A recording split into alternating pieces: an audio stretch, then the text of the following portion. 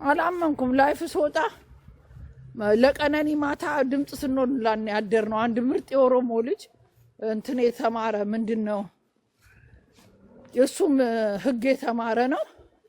እሱ ሌሊቱን ሙሉ ድምፅ ሲሆን ነበር። እስከ 1 o'clock እሱ ጋር ሆንኩና ገብቼ ተኛው። ጠዋት ስነሳም አለ እሱ ጋር የተወሰነ አወራውና ስወጣ ይሄ ተላከልኝ። ሳየው ይሄን ጉዳይ በደንብ የጮህንበት ምን በላቸው ብለን አልቅሰን የተውነው ጉዳይ ነው። ጠቅላይ ሚኒስትሩ ድረስ የደረሰ ጉዳይ ነው። የዩኒቨርሲቲ እናቶቻቸው ወጥተው የታሉ?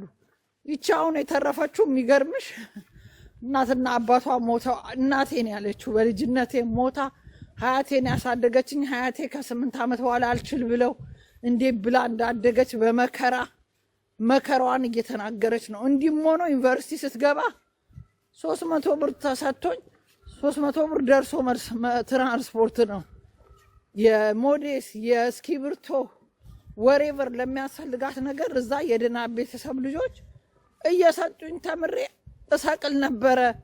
ተስፋ ነበረኝ። አንደኛ ነበረ ውጤቴ A+ እየሆነ አስተማሪዎቹም እየተደሰቱ የአስተማሪ ደሞዝ እንደምታውቂው ነው። ባይሆንም ግን ሰፖርት ትደረግ ነበር በቢሮ አለች። እቺ ተስፋ ልታይ የመጣሽ ልጅ ደፏት ማለት ነው። ይኸው እንደምታየው ነው ስትሪዋ ወጣም ያሳለፈችው ሰቆቃ። እግዚአብሔር ትረፊ ስላት ከ6 ቀን በኋላ ነው ስትሳይ አለው አጠገቤ። ግን አንዷ ከኔ በላይ አካለ ጎደሎ አድርገዋታል። ይዣት ያው ልብሱን አውልቄ ከነደሙ አልብሻት ትላለች። እንግዲህ ፊልም ራሱ እንዲህ አይነት እኮ የለም። ልጅቷ ያወራችሁ እኮ ልብሹ ሰርስሮ እንደ እናት እንደ ሴት እንደ ኢትዮጵያዊ ብለሽ ጩሂ የሚያስብል ታሪክ ነው። እኔ ተሰማኛ ነው በቃ። እኔ እንዴት እንዳለቀስኩ እንኳን ሚዲያ እርግጠኛ ነኝ ቆርጠው ፖስተውታል። አዶን ኬር እኔ ሪል ሮማን ሲሰማኝ የማረገው ለሚዲያ ለምናምን አይደለም። አትከፍለኝም። ዩቲዩብ አይደለም በአንተ ቪው የሚከፈለኝ ነገር የለም። እንዳንድ ኢትዮጵያዊ ሴት ግን እኔ አልችልም። እንዲህ አይነት ግፍ መቀበል ለእኔ ከብደኛል። ግፍ ኔቨር። ይሄን አይቼ እንዳላየ ከመሆን ሞት ይሻለኛል ለእኔ። ካላየው ኦኬ፣ ካየው ግን እንዲህ አይነት ነገር እንደ እናት እንደ ዩኒቨርሲቲ ተማሪ ልጅ እንዳለው እናት ይሄን አይቶ ዝም የሚል አላላም። እና ወሶ ማድ ራሴ ሌላ ቀን እስከ 1 እስከ 2 እስከ 3 እስከምችለው ጾማለሁ። በጠዋት ነው የበላሁት። እንኳን ተናድጄ ስጋ ሁሉ እንዳልበላ ፈርቻለሁ ዛሬ በንዴት። ግን በመጾም ነው ደግሞ እግዚአብሔር የምታገኙ። ደከምን ለስጋ ለማንኛውም ሮሚ ለማንኛውም እንደባለፈው ያው እንደ ፌበን እንዳያምሽ ራስሽ ተረጋጊ። ፍትህ በማለቱ እንቀጥላለን። ማንም ሰው ዝም አይልም።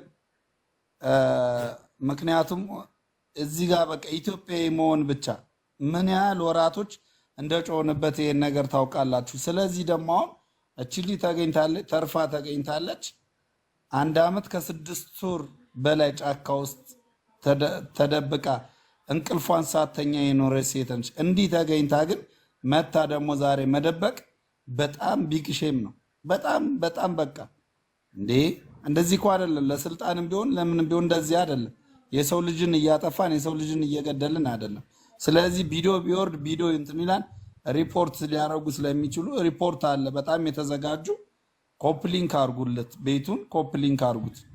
ገብቷቸዋል። ቤቱ ሁላችንም እዚህ ጋር 7 እንደዚህ እህቶቻችን በግፍ እየተገደሉ ያልፍልኛል ብለው ዩኒቨርሲቲ ገብተው ጫካ ውስጥ ታፍነው በግፍ ተገለው አሁን ደግሞ የተለጠፈው ቁጥሯ የለም። ብር እንዳናስገባ እንኳን አካውንቱ ላይ ብሩ እንደሚወስደው አናውቅም። እኛ እኮ እንርዳት፣ የደረሰባት ግፍ ቀላል አይደለም፣ እንርዳት ነው። እና የቀሩት ደግሞ ከሷ ጋር ያሉ ከሞቱ ቁርጥ ያጠግባል ሞተዋል ብለው ይነገረን ነው። ይሄ ጉዳይ ቀላል አይደለም። እስከ መቼ ነው መንግስት እንዲህ አይነት ነገር እያፈነ የሚገኘው? እንዴት ነው ቀነኒ ሞታ ሬሷ ቤተሰቦቿ እንዳያዩ የከለከለው ማን ነው? የቀነኒን ሞት እውነት ተደብቃ ልትቀር ነው እንደ ኢትዮጵያ ውስጥ ግን የተገደለ እንዴት ነው የሚደበቀው? እውነት መውጣት ነው። ይሄ የመንግስት እንትን አይደል ችግር አይደለም፣ የግለሰብን ችግር ምን ችግር ተደብቆ እንደ ኦነግ ሸኔ ነው አይደል አፈነ የተባለው? ለምን ይጎል መንግስት ከኦነግ ሸኔ ጋር ትብብር ከሌለው ለምንድን ነው የሚዲያ ላይ እንዳይወጣ የተፈለገው? አለስ መንግስት ራሱ ከሆነ ያፈለው ኦነግ ሸኔ የሚባለው ራሱ መንግስት ካልሆነ ለምንድን ነው የሚታፈኑት? እኔ እኮ አዶን አንደርስታንድ የመንግስት እጅ አለበት። ዊኒት ነው እንዴ? አሁን ለምሳሌ እኛ ሀገር ሚዲያ ሲያወሩ ነፃ አይደሉማ። መንግስት የሚለውን ነው የሚሰሙት።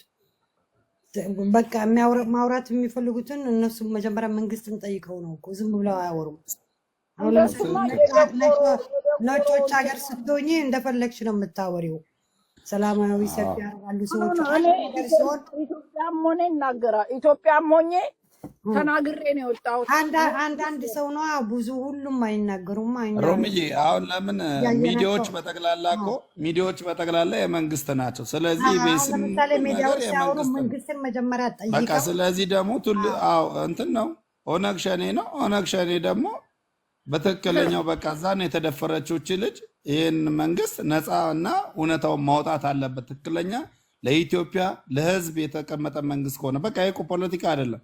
በቃ የልጅቷን ሮማን እንዳለችው ቁርጥ ይንገሩ። እናት አባቶቻቸው እስከዛሬ ደም እንባ እያለቀሱ ነው ያሉት፣ ምግብ ሳይበሉ እናት አባት እየሞተ ነው ያለው፣ ወንድም አክስት ወዘተ ልዩ የእነሱ ዘመዶች የተባሉ በጠቅላላ ልጆቻቸው የት እንደደረሱ እስከዛሬ አያውቁም።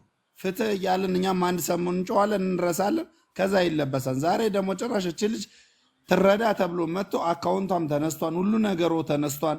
ስለዚህ ምንድን ነው በቃ መንግስት እዚህ ጋር ፍትህ እሰጣለሁ መንግስት አካል ነኝ ካለ ይሄንን ነገር ያነሳውን ራሱ ማን እንዳነሳው እንፈልጋለን። በቃ ኢትዮጵያ ውስጥ አይደል እንደ የምንኖረው እያንዳንዱ ቦታ ላይ ጂፒኤስ ምንም አለ አይደል እንደ የምንባለው ካለ በቃ ስለዚህ ያሳውቁን፣ እውነታውን ያሳውቁን። እስከ መቼ እንደዚህ ተደባብቀን እንኖራለን? አሁን ዛሬ እኛ እዚህ ጋር እንትን ስንናገር ሪፖርትና እንትን ሪፖርት ይደረጋል። ያ ሰው ቤቱ የት ነው? ይሄ ሰው ስልክ በቃ እዛ ሰው ላይ ይገጠማን። ቴሌ ይሄዳሉ። ከቴሌ ሲሙን ጠይቀው ቤቱ ያለበት ድረስ መጥተው አንተማ ስለሆንክ ነው የምታወራው እየተባለ አዲስ አበባ ላይና ኢትዮጵያ ውስጥ ትታፈኛለሽ ምታወሪ ሁሉ እና ስለዚህ እኛ ነፃነትም አተነ ነፃነት ደግሞ እንደዚህ ያለ እህቶቻችን እንደዚህ በጫካ ተደፍሩ እንደዚህ ለስድስት ቀን ደሟ ሲፈስ ማንም አጠገቧ ሳትለከፍ ራሱ መነሳቷ እግዚአብሔር በቸርነቱ አድርጎት ነው እንጂ ሳትለከፍ መነሳቷ ራሱ እችን ሴት ታዲያ ለምንድን ነው ዛሬ እንደ ድጋሚ ቀብር እንደቀበሯት ነው እኛ ምን ቆጥረው ሲደብቋት? ለምን ይደብቋታል? ዋይ ምንድን ነው ጉዱ? የት ነው ያለችው? ለምን አካውንቱ ተነሳ? ለምን ቪዲዮ አወረደ? እሺ የመንግስት አካል ይሄንን ማያውቅ ከሆነ ቪዲዮ ያወረደው አካል ማን እንደሆነ ያጥና፣ ሪፖርት ሰሞኑን ያሳውቃል። በቃ ያኔ እኛ መንግስትም ከኛ ጋርና ከህዝብ ጋር ነው እንላለን። በቃ ፖለቲካ አይደለም እባካችሁ። አንድ ስናወራ ወደ ፖለቲካ ምቀይሩ ብላችሁ የምትነሱ ሰዎች አላችሁ። ለሪፖርት ትሮጣላችሁ። ሪፖርት አካውንት ቢገዘጋ አካውንት ይከፈታል። ጉሮሮአችንን አዘጉን።